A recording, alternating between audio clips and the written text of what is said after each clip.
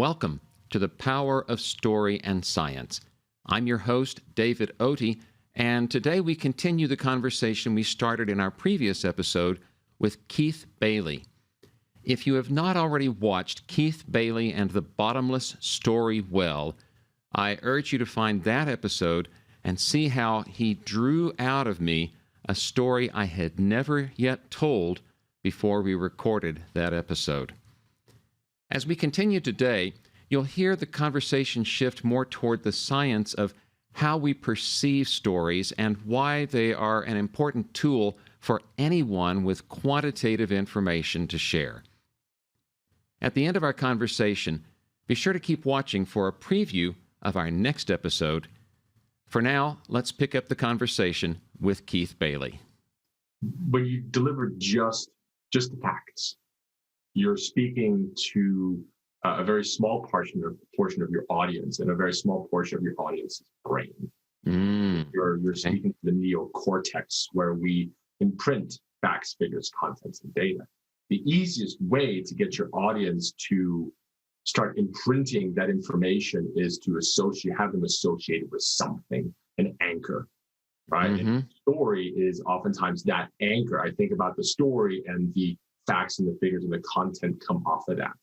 It's very difficult for you want to speak to the entire audience, right? We don't just want to speak to, even in a room of brilliant scientists, there's still only but a small percentage of them that really can only handle facts, figures, and data.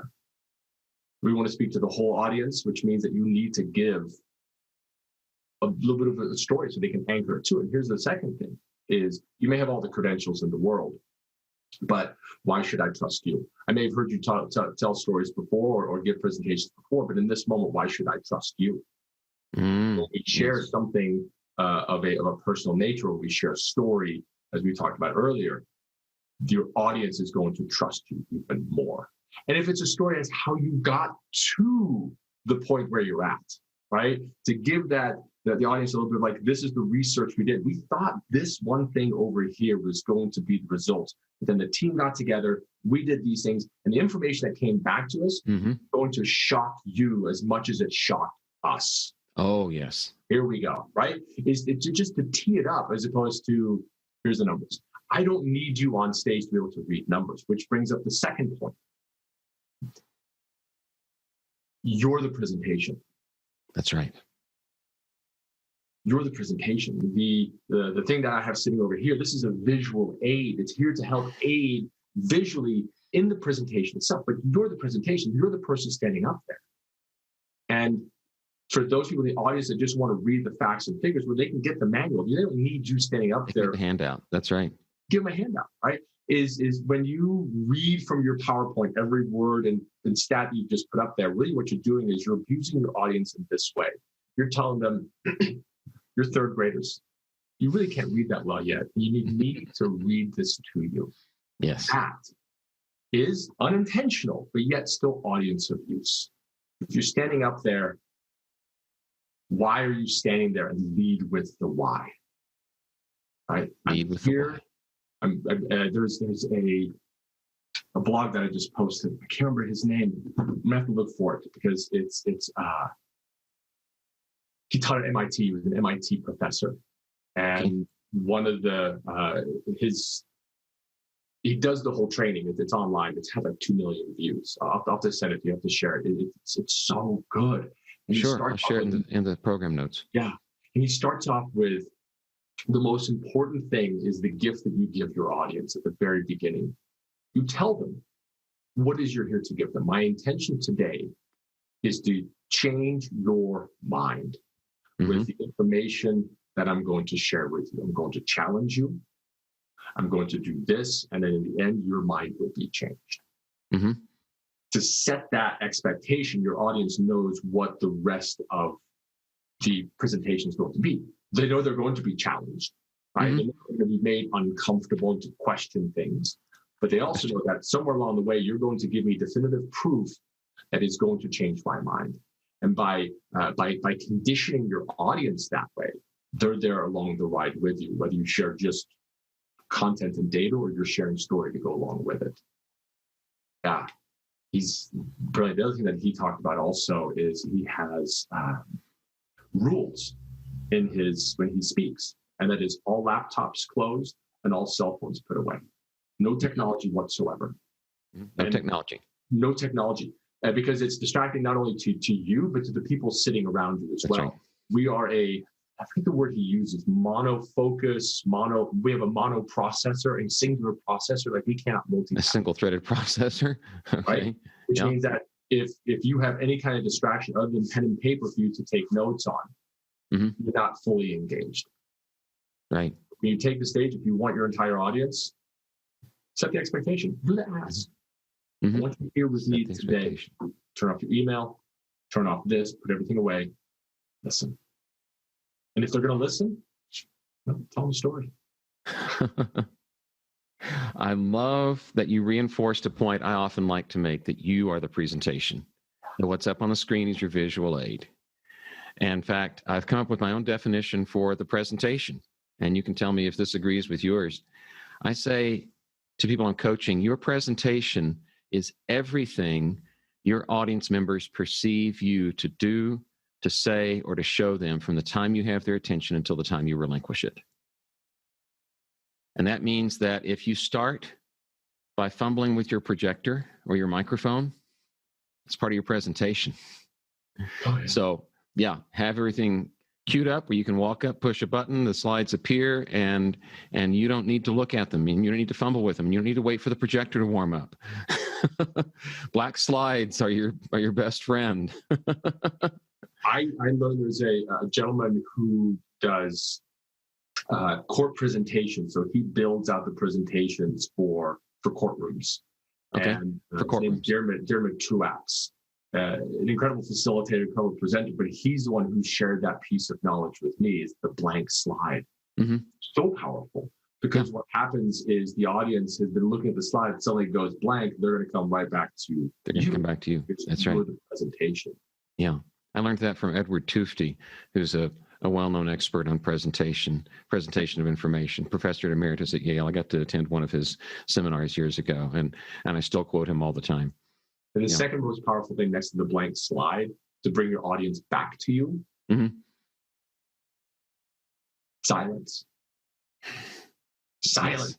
Silence does several things, and I teach and preach silence. Like, try a pregnant pause, see how uncomfortable it is for you and how long it feels for you. But it's a gift to your audience for two reasons. And there's many reasons, but I'm going to give you two. One, the amount of content information, the rate that you speak, people cannot process that. Right. So when you pause, it allows them to process it, catch up. Back up again, to hear the next thing you're going to say. If you are the micro machine man that just runs through it, they're going to hear perhaps the beginning and maybe the end. And in the middle, they're going to jump out of the room, which is the second reason you want to pause. When we speak, people have little trips in their minds, right? They have those first thoughts that pop in, they glance at them for a moment, and they leave your presentation. If you pause, you give them the opportunity to leave, but when they hear the pause, they suddenly stop and they come right back again. That's right. What's going on? What's going on? What's changed? So pausing is like the biggest gift that you can give, especially if you're giving technical information. Give it a piece, let it digest, and then talk about what it means. Or talk about what the information they're about to receive means. Pause, give them the information, because what you're doing is a good presenter does this seamlessly, just switching gears between the different processor that you're speaking to. And if you're really good, you're able to get it like right in line with each other. You just toggle back and forth, and you're right in those two processors. Great speakers, they do this through storytelling, because they put you in the limbic mind, and then also pausing. Just allows that switch to happen seamlessly. Allow the switch to happen seamlessly. I love that. This is all such great content. I can't wait to go back and listen to it and get more out of it. I want to share a quick story with you, David, because when I had a chance to listen to you last week, the story popped into my head. And from a technical standpoint, you've asked me some questions about why stories even for technical speeches. I had a professor. Let me get this right. She's a professor at DU, She's a professor with a doctorate in statistics and applied mathematics for gene therapy research. Okay. A brilliant woman. All right. This entire study on all the gene 23andMe, 23andYou, right? You can go swabbing and you can get your lineage and all those things. And then what is that information? Genetic studies. Yeah. Genetic studies. So she had all this information. She's like, I have an hour-long keynote that I need to give to non-scientists, to human beings. She's like, and if I just talk about this, they're not going to listen to me. I was like, perfect. Let's go find some stories. So we put together a whole collection of stories and then attached all the meaning for the entire presentation, hour-long keynote in it. And she knew that she had to grasp her audience from the very, very beginning.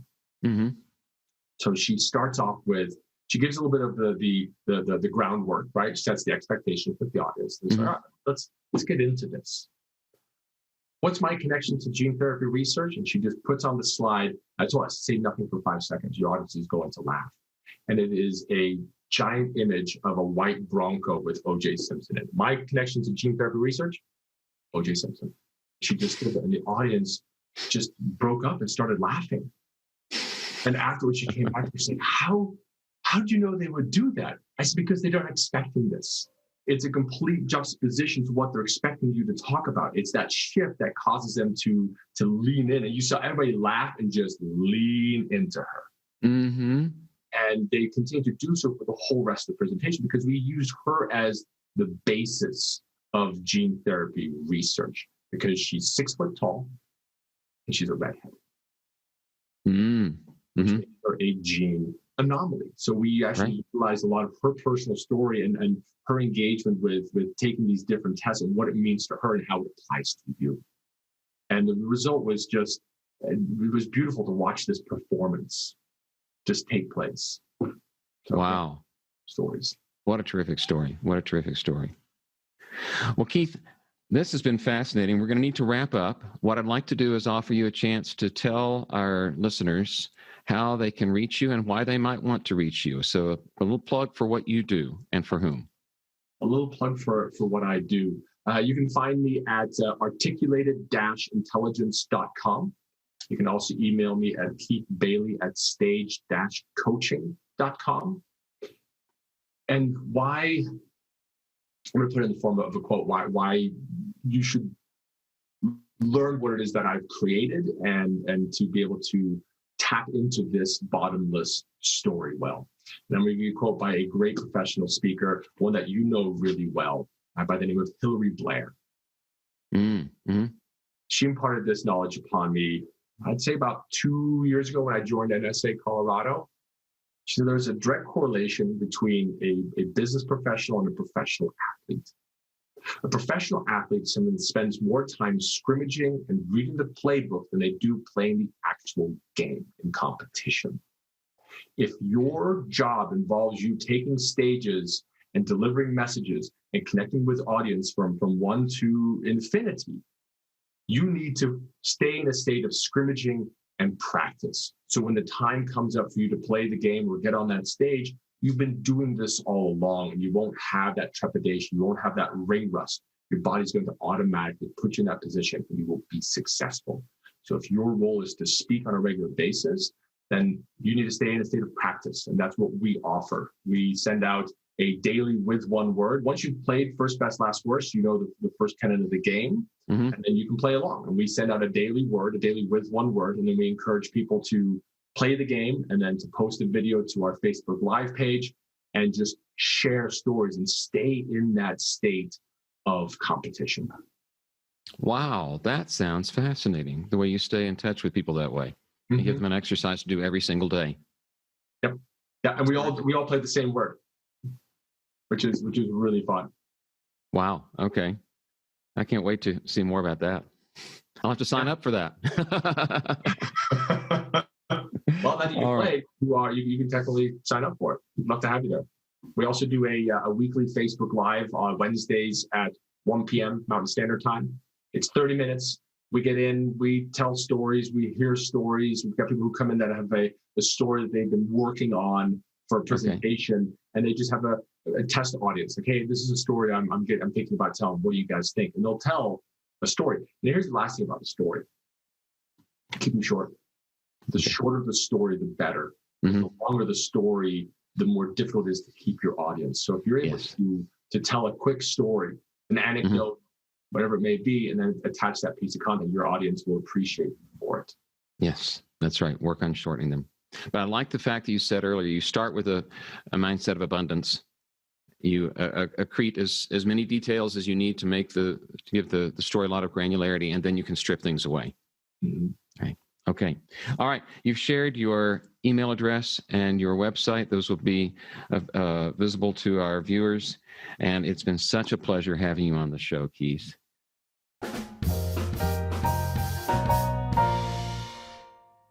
That concludes my conversation with Keith Bailey. But don't go away. Coming up in 1 minute is a preview of our next episode with special guest Patricia Fripp.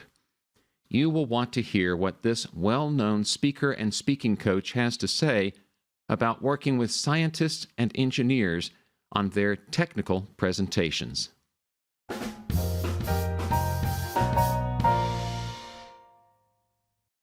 You are a knowledgeable expert, and you want your expertise to make a difference to your audience, but you can't see them and gauge their reactions.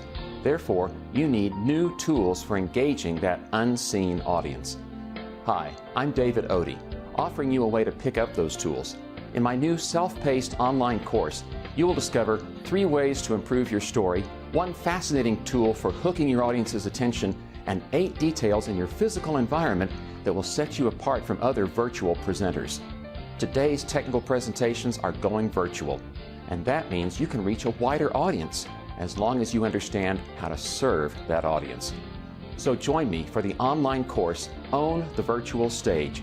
Confidently connect with an unseen audience. Just go to ownthevirtualstage.com for details.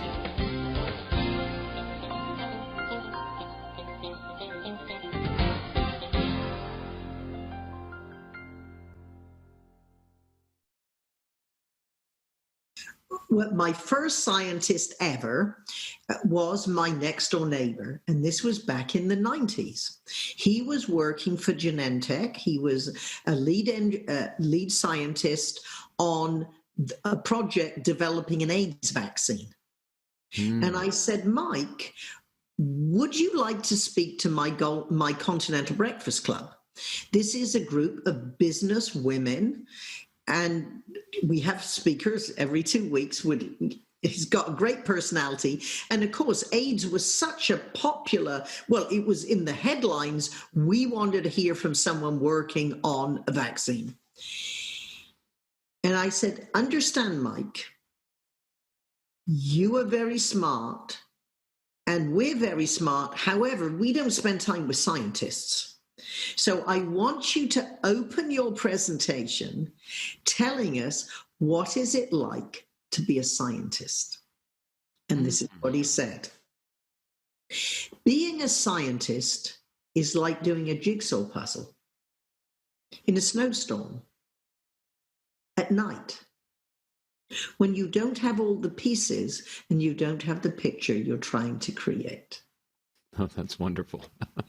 And I defy you to come up with a better description of what is very complex for a lay audience. And that was his words. He's obviously a great communicator.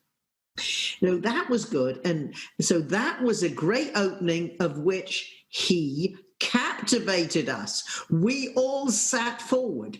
Now, before we continue with the rest of the coaching session, let's look at what was so powerful. One, he used simple words, however, they were picture words. Being a scientist, okay, I see someone in a white coat. Is like doing a jigsaw puzzle. All right, my brother and I grew up with kids with jigsaw puzzles, and my parents had this big piece of lino that they would put on the table so you can do the jigsaw puzzle. And as we got older, they got very complex, so you wouldn't do it in one seating, so you'd have to move it off and come back. So for a moment, I flash back to that scene in a snowstorm. The picture changes at night, when you don't have all the pieces and you don't have the picture you're trying to create. Because if you think of it this way, whether your presentation is technical or not, some words communicate more information than the time it takes to say them.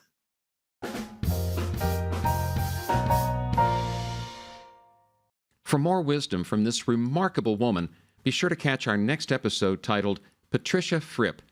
It's clarity, not dumbing down. Thank you for watching. If you'd like to contact me regarding this program or any suggestions for future guests, simply go to storyandscience.com. This has been The Power of Story and Science. I'm David Oatey.